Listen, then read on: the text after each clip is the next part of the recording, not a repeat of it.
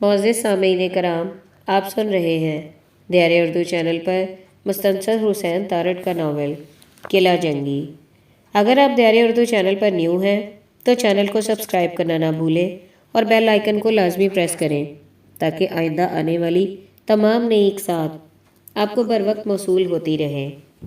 چیچی، او چیچی، ہاں پاکستانی، مر تو نہیں گیا؟ ابھی نہیں۔ چیچی، آج کیسا دن چڑھا ہے کہ مجھ میں طاقت سی آ گئی ہے، جی کرتا ہے باتیں کرتا جاؤں، اپنے اندر جتنی باتیں ہیں کر جاؤں۔ لو چیچی، میں نے نا عادت کے مطابق کہہ دیا کہ آج کیسا دن چڑھا ہے۔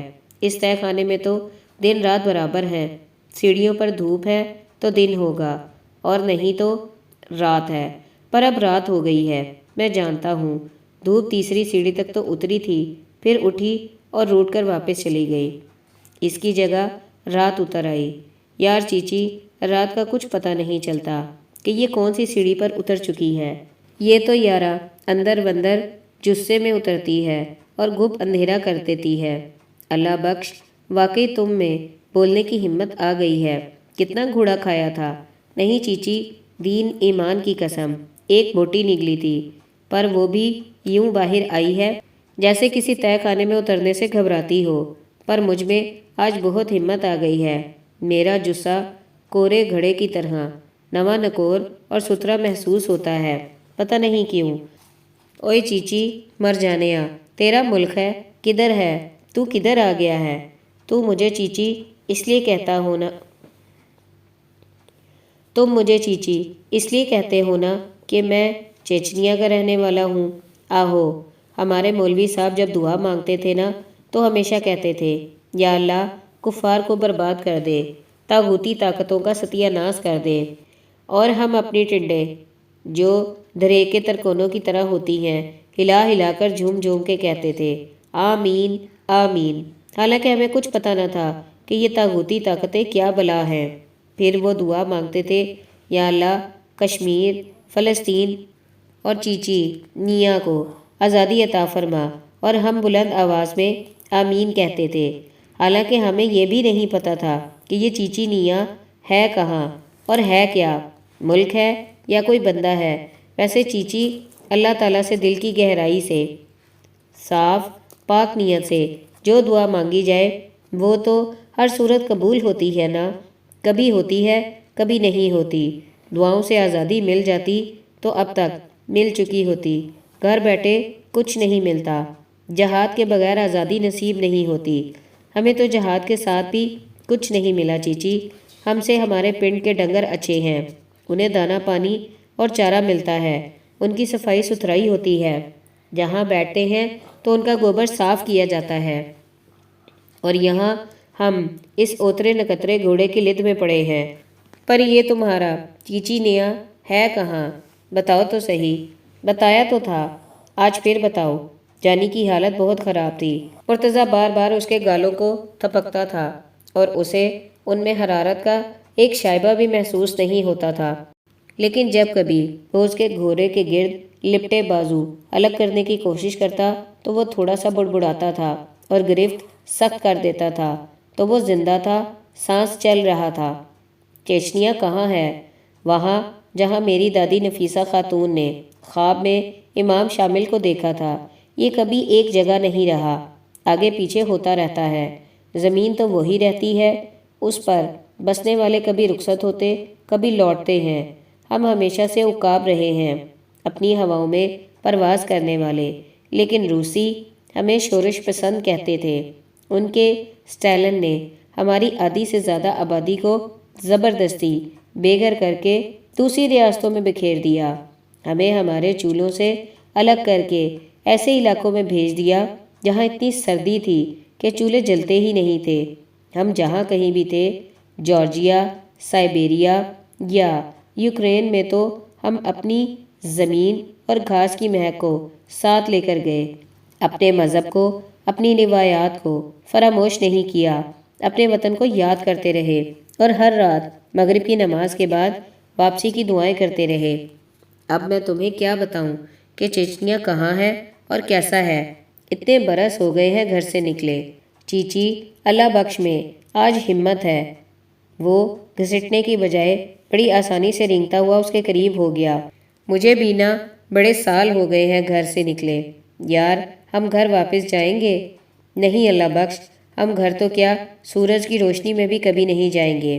گھر جانے کے لیے ہی تو ہم نے شمالیوں کے آگے ہتھیار رکھ دیے تھے۔ پشتون بھائیوں نے ہی ہمیں تسلی دی تھی کہ اب جنگ ختم ہو گئی ہے، جہاد کا وقت نہیں، ہتھیار رکھ دو اور اپنے اپنے گھروں کو لوٹ جاؤ۔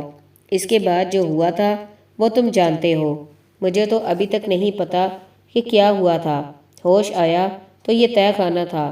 کیا ہوا تھا کیا پتا، یاد نہیں۔ وہ ہمیں اوپر قلعہ جنگی کے احاطے میں لے آئے تھے کہ بس یہاں تمہاری تصویریں اتاریں گے، کہاں سے آئے ہو، کیا نام ہے، یہ سب کچھ درج کر کے تمہیں چھوڑ دیں گے۔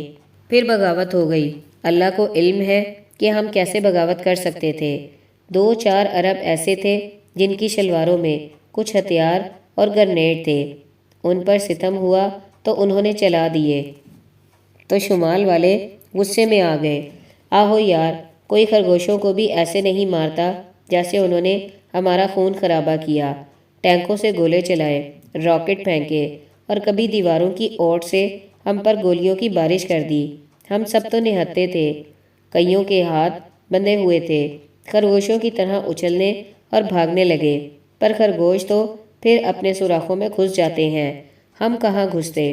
لیکن چیچی، ہم جتنے بھی تھے 1000 کے آس پاس تو ہوں گے، ہم میں پشتون بڑے تھوڑے تھے۔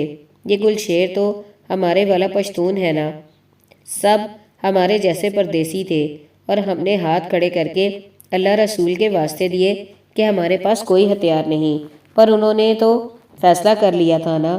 پھر اوپر سے امریکی جہاز آ گئے۔ یار چیچی، تم کیسے اس تہہ خانے میں آئے تھے؟ میں سب سے آخر میں آیا تھا۔ سب سے پہلے کون آیا تھا؟ پتہ نہیں، میں آیا تھا، کہیں کوئی بولا۔ میں عبدالحمید جان واکر، میں آیا تھا۔ کیسے جانی کیسے؟ مرتضیٰ کھل گیا کہ وہ بولنے کے قابل ہو رہا ہے۔ بتاؤ جانی، تم کیسے آئے تھے؟ میں جانی بڑبڑانے لگا، لیکن گھوڑے پر اپنے بازوؤں کی گرفت ڈھیلی کیے بغیر، جیسے اسی کو سنا رہا ہو۔ جب B-52 کے کلسٹر بم اترے اور پہلے بہت اوپر فضا میں پھٹے اور پھر ان میں سے سینکڑوں چھوٹے چھوٹے بم ایک گلاس جتنے ہم پر برسنے لگے اور ہمارے پر خچے اڑنے لگے، میرے بدن پر اتنے لوتھڑے دوسروں کے لوتھڑے چپکے ہوئے تھے کہ ان سے ایک اور بدن بنایا جا سکتا تھا۔ جانے کس کس کے اور کون کون سے اعضاء اڑتے ہوئے میرے جسم کے ساتھ آ لگے تھے، اور وہ ابھی تک گرم تھے۔ تو میں پہلے تو موت اور پاگل پن کے سناٹے اور قہر میں آیا ہوا قلعہ جنگی کے صحن سے فرار ہونے کی بجائے وہیں کھڑا منہ اٹھا کر اپنے ہم وطنوں کو گالیاں دینے لگا، you bloody rascals, you son of bitch. لیکن وہ بہت ہی بلندی پر تھے، ان تک میری گالیاں کہاں پہنچ سکتی تھی۔ ویسے وہ سن لیتے تو حیران بہت ہوتے کہ یہ نیچے شلواروں اور پگڑیوں کی جو بھگدڑ مچی ہے، ان میں سے ایسی امریکی گالیاں کون دے سکتا ہے۔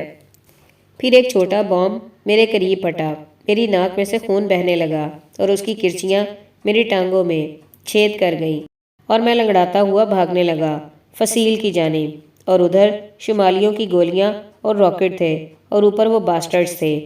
تب مجھے صحن میں ایک شگاف سا نظر آیا اور وہاں سیڑھیاں تھیں، ان تک میں بہت دشواری سے پہنچا کہ میرے اوپر دھڑا دھڑ خون آلود پرخچے بوجھ بن کر گر رہے تھے۔ تو میں پہلا تھا، جب یہاں کوئی نہیں تھا تو میں تھا، تمہارے بعد میں اترا تھا۔ عبدالوہاب کی آواز اگرچہ مدھم تھی لیکن تہہ خانے میں گونجتی آئی۔ میں ان سیڑھیوں کے آس پاس کہیں تھا تو ایک گولی یا بام کا ٹکڑا میری پسلیوں میں آ لگا اور میں لڑکتا ہوا نیچے یہاں آ گیا۔ مجھے نہیں معلوم تھا کہ میں کہاں آ گرا ہوں، لیکن جب میں نے اپنے آپ کو سنبھال کر آس پاس دیکھا تو جانی تم ایک کونے میں سمٹے ہوئے بیٹھے تھے، اور میں تمہاری گوری رنگت اور سنہرے بال دیکھ کر خوف زدہ ہو گیا کہ امریکی یہاں بھی آ گئے ہیں۔ وہاب کے معدے میں گھوڑے کے گوشت نے اتنی حدت پیدا کر دی تھی کہ اب وہ نہایت فصاحت اور بلاغت کا مظاہرہ کر کے موڈ میں تھا، لیکن چیچی نے اسے مزید موقع نہ دیا۔ اندھیرے میں جیسے اعلان کیا۔ پھر کون آیا تھا؟ امریکی اور عربی کے بعد پھر کون آیا تھا؟ میں۔ کون میں؟ اندھیرے میں کیا پتا کہ میں کہاں سے آیا تھا؟ وہاب دیدے پھاڑ پھاڑ کر تاریکی میں تعین کرنے لگا۔ میں مرتضیٰ بیگ، یہ میرے قریب ہے، میں جانتا ہوں۔ جانی تقریباً ہنسا۔ یہ بار بار میرے گالوں کو ہاتھ لگا کر دیکھتا تھا کہ میں زندہ ہوں یا نہیں، اور میرے بازو گھوڑے سے الگ کرتا تھا۔ اس لیے میں جانتا ہوں کہ یہ میرے قریب ہے۔ بتاؤ بیگ، میں ایک فوجی کا بیٹا ہوں اور جنگ کی اس حکمت عملی سے واقف ہوں کہ تم جہاں کہیں بھی ہو اپنی پوزیشن کا تعین کر کے فرار کے راستے کا بھی تعین کر لو۔ جب وہ ہمیں مزار شریف سے ایک ریوڑ کی صورت میں ہانکتے ادھر قلعہ جنگی کے احاطے میں لے آئے تھے تو میں نے یہاں داخل ہوتے ہی دیکھ لیا تھا کہ وسیع کچے صحن کے مغربی کونے میں چند کوٹھڑیاں ہیں اور ان کے فرش کے برابر میں کچھ سیڑھیاں نیچے جا رہی ہیں۔ جب شمال والے ہمیں پھون رہے تھے اور جب پہلے ڈیزی کٹر نے صحن میں ایک آتش فشاں کی مانند گڑھا بنایا تو میں اندھا دھند ان سیڑھیوں کی طرف بھاگا، لیکن اس سے پیشتر کہ میں نے ایک زخمی کے شکنجے میں کسی ہوئی کلاشنکوف کھینچی اور اسے فائر کرتا ہوا یہاں اتر آیا۔ پہلے تو گپ اندھیرا تھا اور پھر یکدم مجھے دو ہیولے دکھائی دیے اور میں انہیں شوٹ کرنے کو تھا کہ میں نے سنا کہ ان میں سے ایک کلمہ پڑھ رہا تھا تو میں رک گیا۔ ہاں، وہاں بولا۔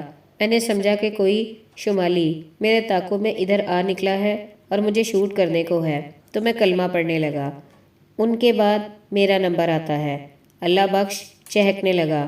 ان کے بعد میرا نمبر آتا ہے، اللہ بخش چہکنے لگا، اور اس کی آواز میں نہ نکاہت تھی اور نہ لرزش۔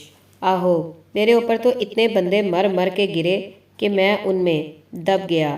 اگر وہ مکمل طور پر لاشیں ہوتے تو میں کبھی ان میں سے باہر نہ آ سکتا، پر وہ ابھی تڑپتے اور پھڑکتے تھے اور آگے پیچھے ہوتے تھے، تو مجھے ان میں سے نکلنے کی گنجائش مل گئی۔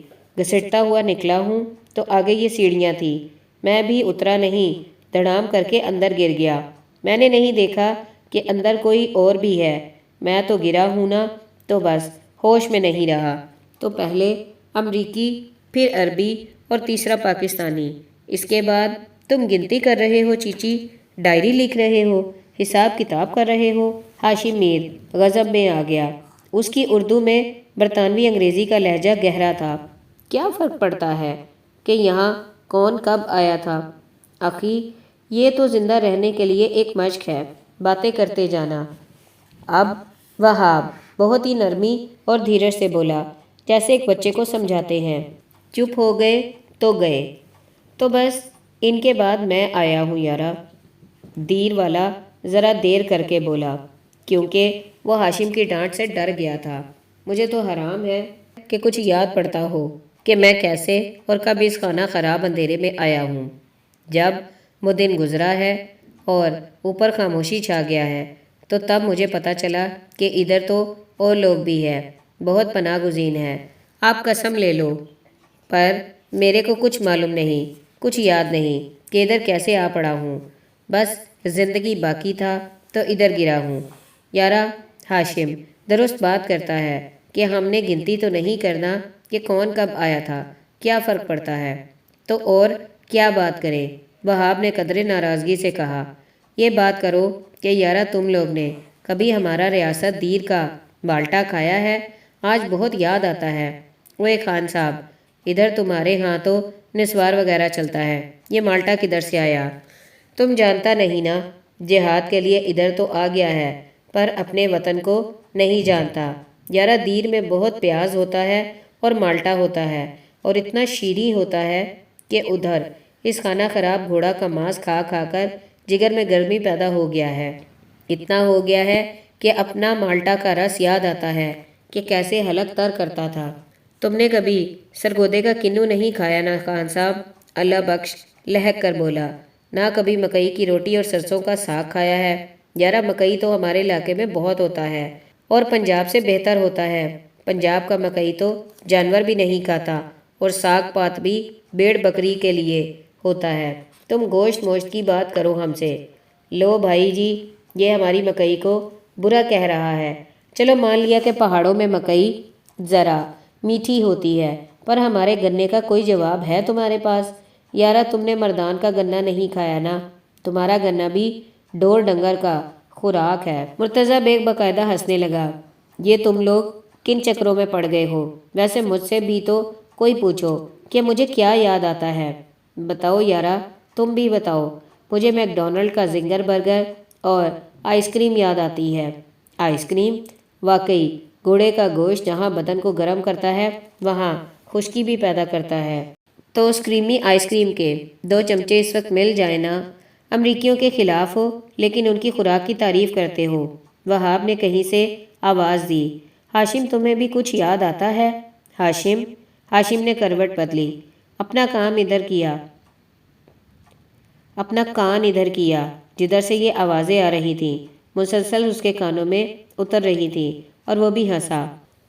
بریڈ فورڈ کی سرد راتوں میں فش اینڈ چپس کھانے کا بھی اپنا لطف ہے، لیکن ماں کے ہاتھوں کے باریک گرم گرم پھلکے اور گھنے تہہ دار پراٹھے، کبھی قیمے کے کبھی مولی کے، گھوڑے کے قیمے کے۔ خاموشی ہو گئی۔ اندھیرا اگر مزید گھنا ہو سکتا تھا تو ہو گیا۔ وہ اس تہہ خانے میں کہیں اور چلے گئے تھے، پھر سے واپس آ گئے۔ لمحہ موجود کی حقیقت میں اس کی قطعیت اور اس کا آخری پن ان پر غالب آ گیا۔ لمحہ موجود کی قطعیت کے آخر میں ایک اذیت ناک انجام اور یقینی موت کے سوا اور کچھ نہ تھا۔ ان سب کی زبانوں پر اس لیے تالے پڑ گئے تھے کہ وہ انجام بالکل قریب آ چکا تھا۔ جھیل بند امیر کے پانی اتنے بلورے، اتنے شگاف، اتنے نیلگوں تھے کہ جب ایک محاذ سے واپسی پر عبدالوہاب نے ایک ٹیلے کو عبور کرتے ہوئے انہیں یکدم اپنے سامنے پایا تو وہ دنگ رہ گیا تھا۔ یقین نہ کر سکا کہ دنیا میں ایسے پانیوں کا وجود بھی ممکن ہے۔ ہر عرب میں دوسری قوموں کی نسبت پانی کی پیاس زیادہ ہوتی ہے۔ ان کا ایک مذہبی المیہ بھی پانی سے ہی جنم لیتا تھا۔ بندے امیر جھیل ایک ناقابل فہم سراب تھی، اگرچہ حقیقت تھی، خشک ویرانیوں میں گھرا ہوا نیلاہٹ کا ایک جزیرہ۔ عبدالوہاب اس میں تیر رہا تھا۔ جھیل کی تہہ کی ریت کا ایک ایک ذرہ اسے دکھائی دے رہا تھا۔ پانی اتنے شفاف تھے۔ مزار شریف کے راستے میں جھیل بندے امیر ایک سیال نگینا تھی۔ اس کی کل وسعت میں صرف ایک بدن تھا جو اس میں تیرتا اور ابھرتا تھا۔ اس کے ساتھی پریشان تھے کہ وہ اتنی بے اختیاری سے اس کے پانیوں میں کیوں کود گیا تھا۔ وہ اس کی پیاس سے ناواقف تھے۔ کنارے سے اسے آوازیں دیتے تھے کہ ادھر شمال والے ہو سکتے ہیں، خطرناک علاقہ ہے، ادھر سے نکل چلو۔ لیکن وہاب کے لیے ان نیلگوں پانیوں میں ہونا ایک جنت سے کم نہ تھا، ایک متوقع جنت سے۔ یہ جنت کہیں افضل تھی جو اس فانی بدن کے ایک ایک مسام کو ٹھنڈک اور نلاہٹ سے بھرتی تھی۔ عبدالوہاب اس میں تیر رہا تھا، لیکن جھیل کے کنارے خالی ہو چکے تھے۔ اس کے ساتھی جا چکے تھے، اسے تنہا چھوڑ کر چلے گئے تھے۔ وہ ڈبکی لگا کر پانیوں کے اندر جو نیلا آسمان تھا اس میں تیر رہا تھا۔ یہاں کوئی آواز نہ تھی۔ کلاشنکوف کی کانوں کے پردے کٹ کٹ کاٹنے والی آواز، کوئی دھماکہ نہ تھا۔ ڈیزی کٹر اور کلسٹر بم کے زہریلے گرم آہنی ٹکڑے نہ تھے۔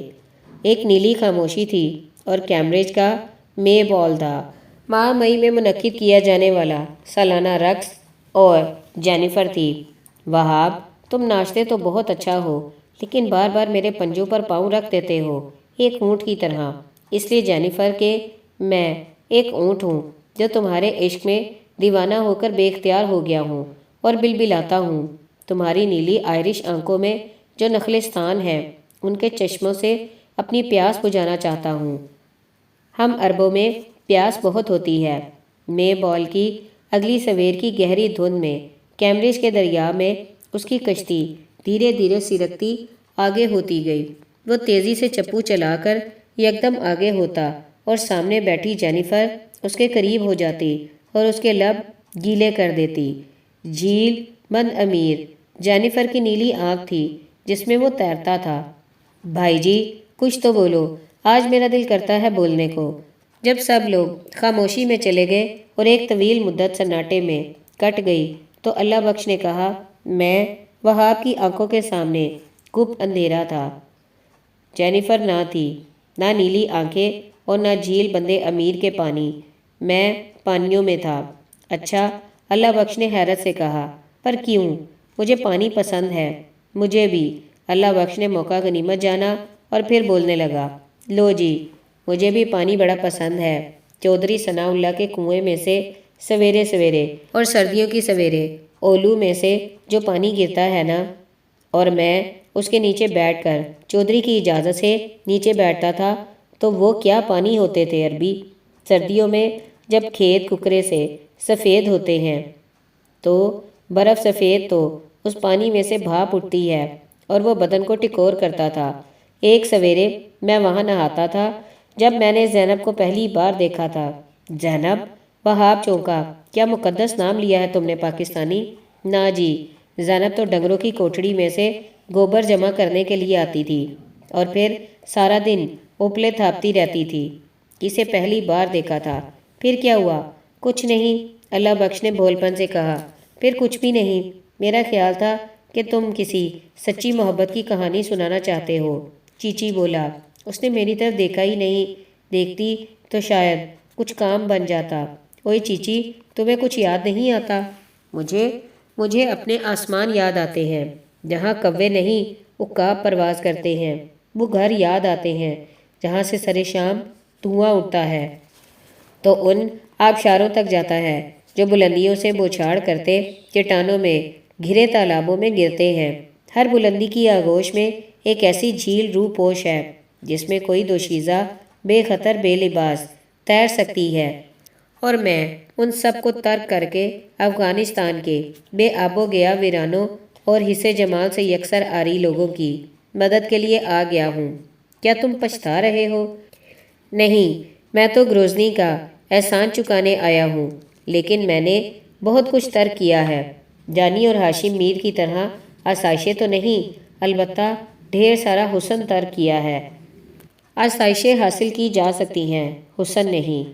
جانی نے نیلی آنکھوں والی خانہ بدوش لڑکی کے لیے سب کچھ ترک کیا ہے۔ کیوں جانی؟ مرتضیٰ نے اسے چھیڑا کہ شاید وہ بولنے لگے۔ جانی کے مردہ بازوؤں میں ہلکی سی ایک خفیف سی حرکت ہوئی، اگرچہ وہ سب اس اندھیرے میں اس خفیف سی حرکت سے آگاہ نہیں ہو سکتے تھے، لیکن جانی گھوڑے کو آغوش میں لیے ہوئے اس کی مردہ جلد پر ناک رکھے اس سے مخاطب ہوا، نہیں، میں نے وہ سب کچھ صرف اپنے آپ کے لیے ترک کیا ہے، اپنے تصور کامل کے لیے۔ یارا، ہم اپنے دیر کے مالٹے چھوڑ آئے۔ چپ کرو اے خان، میرے ہاتھوں چھوڑنے کو کچھ تھا ہی نہیں۔ پر پھر بھی سردیوں میں بھی کنویں کا جو نیم گرم پانی بھاپ دیتا تھا، اسے، اور زینب جس نے میری طرف دیکھا ہی نہیں تھا، اسے تو چھوڑ آیا ہوں نا، اور اپنے قبرستان کو چھوڑ آیا ہوں۔ کیا فرق پڑتا ہے کہ انسان کہاں دفن ہوتا ہے یا بے گور و کفن قلعہ جنگی کے صحن میں پڑا رہتا ہے اور گدھوں اور کتوں کی خوراک بنتا ہے۔ ہاشم میر نے تلخی سے کہا۔ وہ اللہ بخش کی جہالت سے تنگ آ چکا تھا۔ فرق تو پڑتا ہے نا میر صاحب، اپنے قبرستان میں تمہارے ارد گرد تمہارے بزرگ اور تمہارے پیارے تمہارا خیال رکھتے ہیں، تم اکیلے نہیں ہوتے، اور جمعرات کے جمعرات تمہاری قبر پر کوئی نہ کوئی آ کر کلام پاک پڑھتا ہے اور دیا جلاتا ہے۔ یارا اللہ بخش، تم مرنے والے بنو، دیا میں جلا دوں گا، یہ وعدہ رہا۔ بھائی جی، ہم نے نہ مر بھی جانا ہے۔ اللہ بخش کو دکھ ہوا کہ اس میں آج سب سے بڑھ کر ہمت تھی اور کوئی اس سے باتیں نہیں کرتا تھا۔ وہ دکھ میں چپ ہو گیا۔ رات کی وہ تاریکی مزید گہری ہو گئی۔ سبھی چپ ہو گئے، نیند سے یا نکاہت سے چپ ہو گئے، اور تاریکی مزید گہری ہو گئی۔ ساعتیں خاموش اور تہہ خانے کے اندھیرے میں بے نام گزرتی گئیں۔ صبح ہو گئی ہے، کسی نے سرگوشی کی۔ تیسری سیڑھی پر روشنی ہو رہی ہے، بہت مدھم سی، عجیب رنگت کی روشنی اتر رہی ہے۔ صبح نہیں ہوئی۔ بیگ میں یہ ہمت تھی کہ وہ بلند آواز میں بول سکتا، میں سویا نہیں، جاگ رہا ہوں۔ وہاں تیسری سیڑھی پر دھوپ نہیں، چاندنی ہے جو بہت مدھم ہے، جو خاموش اور اندھیرے میں بے نام ساعتیں بے شمار گزری تھیں۔ ان کے بعد چیچی نے اللہ بخش کے کندھے پر ہاتھ رکھ کر کہا، پاکستانی دیکھو، چاندنی تیسری سیڑھی پر سے اتر رہی ہے، ابھی ہم تک آ جائے گی اور ہمارا سینہ روشن کر دے گی۔ دیکھو۔ اللہ بخش کیا دیکھتا، اس کی آنکھیں مردہ ہو چکی تھیں، اتنا سرد ہو چکا تھا کہ اس کا ریزہ ریزہ بدن اب جڑ چکا تھا اور اکڑ چکا تھا، آنکھیں مردہ ہو کر ڈھیلی ہو کر ڈھلک چکی تھیں۔ چاندنی تیسری سیڑھی سے آگے نہ ہوئی کہ آگے اس تہہ خانے میں موت کی پہلی سردی تھی۔ وہ بے شک خود مرنے والے تھے، ان کے زخم ناسور بن کر انہیں خود بو دے رہے تھے۔ ان کی اپنی غلاظت جو تہہ خانے کے ایک کونے میں ڈھیر تھی، اس کی بو سے انہیں ابکائیاں آ رہی تھی۔ ان کے جثے ایک تیز رفتار رتھ کے نیچے کچلے جانے والے بدن کی مانند سسکتے اور خون بھرے تھے، اگرچہ یہ جمع ہوا پپڑیوں والا چپکیلا خون تھا، لیکن ان کے لیے بھی جو بے شک خود مرنے والے تھے وہ بو برداشت سے باہر ہو رہی تھی، جو تہہ خانے کی سیڑھیوں سے اتر کر ہوا کو گھنی کرتی ان کی ناکوں اور حلق میں اترتی تھی۔ ایک کتا، ایک مویشی کہیں مرا پڑا ہو تو میلوں تک اس ہوا میں سانس لینے والے منہ پر رومال رکھ لیتے ہیں، چادر کا پلو ناک پر رکھ لیتے ہیں۔ قلعہ جنگی کے صحن میں کئی دن سے سینکڑوں انسان مرے پڑے تھے، اور یہاں جانور انسان سے کہیں بدتر ہو جاتا ہے کہ مرے ہوئے جانور میں سے وہ متلی آور بسان نہیں آتی جو انسانی لاش کے گلتے سڑتے رگ و ریشے میں سے اٹھتی ہے، شاید اسی لیے کہ جانور کی لاش کا گلنا سڑنا قدرتی نظام کے عین مطابق ہے، جبکہ انسانی لاش مرنے کے کچھ دیر بعد ہی اپنی بو سے خبردار کرتی ہے کہ مجھے فوراً دفن کر دو، جلا دو، بہا دو، اور جب ایسا نہیں کیا جاتا تو اس کی بدبو احتجاج کرتی ہے کہ میں یوں کھلی فضا میں گلنے سڑنے کے لیے نہیں، قدرت نے جو طریقے طے کیے ہیں ان کے مطابق میرے ساتھ سلوک کرو۔ قلعہ جنگی کے صحن میں پڑی سینکڑوں لاشیں یہی احتجاج کر رہی تھیں۔ مزار شریف کی جانب سے اس لیے بھی کوئی بھی کئی دن سے ادھر نہیں آیا تھا کہ انسانی فنا کا یہ احتجاج وہاں تک جاتا تھا، اور مزار کے گرد طواف کرنے والے منہ پر رومال رکھنے پر مجبور ہو جاتے تھے۔ یہ بو شہر کے گھروں میں تھی، ان کے بستروں اور تکیوں میں سرایت کر چکی تھی، اور وہ رات کو مشکل سے سوتے تھے۔ صرف بلک کے شکستہ وجود میں وہ آتش پرست بوڑھا آہورا مزدا کی مقدس آگ کے سامنے اطمینان سے بیٹھا تھا کہ آگ بو کو جلاتی جاتی تھی۔ بو کا واحد منبع قلعہ جنگی کی گلتی سڑتی لاشیں نہ تھی، ان کے ادھڑے ہوئے بدن اور گھوڑے کا ڈھانچہ ہی نہیں تھا، بلکہ ان کی اپنی غلاظت بھی تھی۔ ایک کونے میں جہاں وہ فارغ ہوتے تھے وہاں ایک ڈھیر لگا تھا جو رستہ رستہ تہہ خانے کے فرش پر پھیل چکا تھا، اور اس کی بو اس بند قبر میں کئی دنوں سے ٹھہری ہوئی تھی۔ یہ غلاظت گھوڑے کی لد میں شامل ہو چکی تھی، تو وہ اگر فرش پر نیم مردہ پڑے تھے تو صرف لد میں ہی نہیں، اپنے بول و براز میں بھی لتھڑے ہوئے تھے۔ بو کا تازہ ترین ماخذ ایک اور بھی تھا، اللہ بخش کی لاش۔ اس کے مردہ عذاب ڈھیلے پڑ کر اپنے اندر جو کچھ تھا اسے خارج کر چکے تھے۔ اتنی اور ایسی اور اس قسم کی بو کسی بھی انسان کی فہم میں نہیں آ سکتی، صرف ایک مردے کی بو تو فہم میں آ سکتی ہے کہ ہر ایک کو کہیں نہ کہیں یا اپنے گھر میں کبھی نہ کبھی یہ تجربہ ہو جاتا ہے۔